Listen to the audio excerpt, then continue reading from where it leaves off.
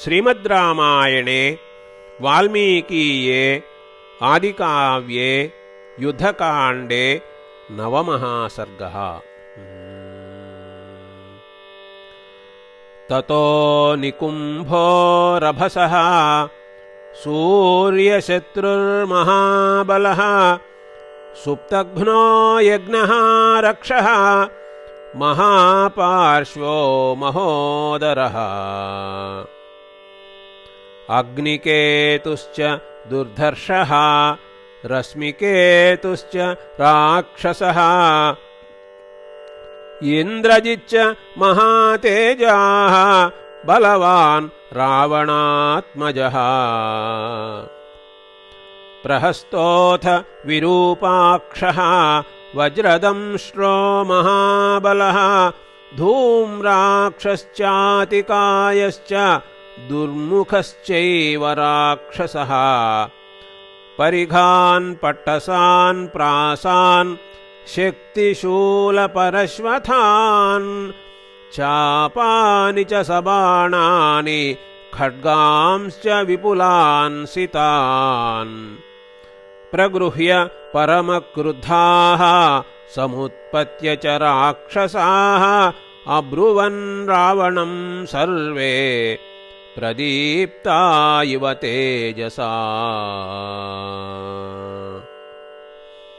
अद्य रामं वधिष्यामः सुग्रीवं च सलक्ष्मणं कृपणं च हनूमन्तं लङ्कायेन प्रदर्शिता तान् गृहीतायुधान् सर्वान् वारयित्वा विभीषणः अब्रवीत् प्राञ्जलिर्वाक्यं पुनः प्रत्युपवेश्य तान् अप्युपायैः त्रिभिः तात योऽर्थः प्राप्तुं न शक्यते तस्य विक्रमकालांस्तान्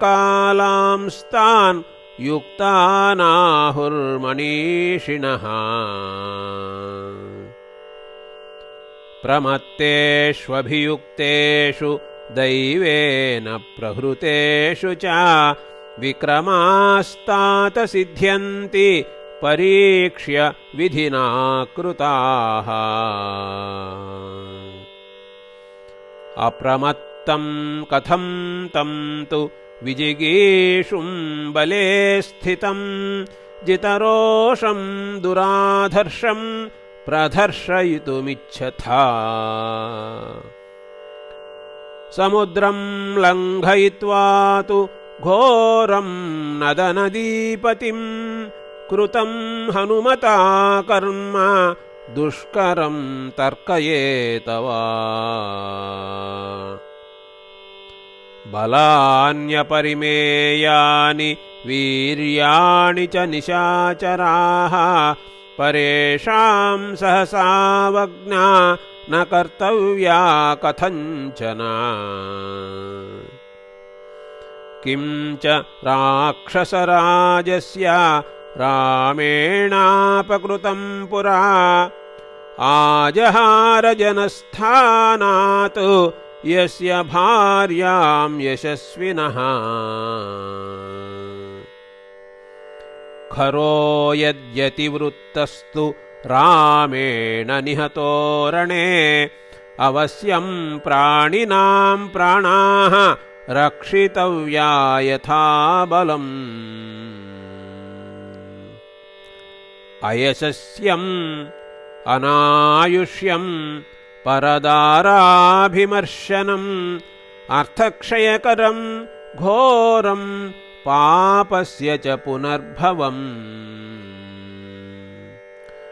एतन्निमित्तं वैदेह्याः भयं नः सुमहद्भवेत् आहृता सा परित्याज्या कलहार्थे कृतेन किम्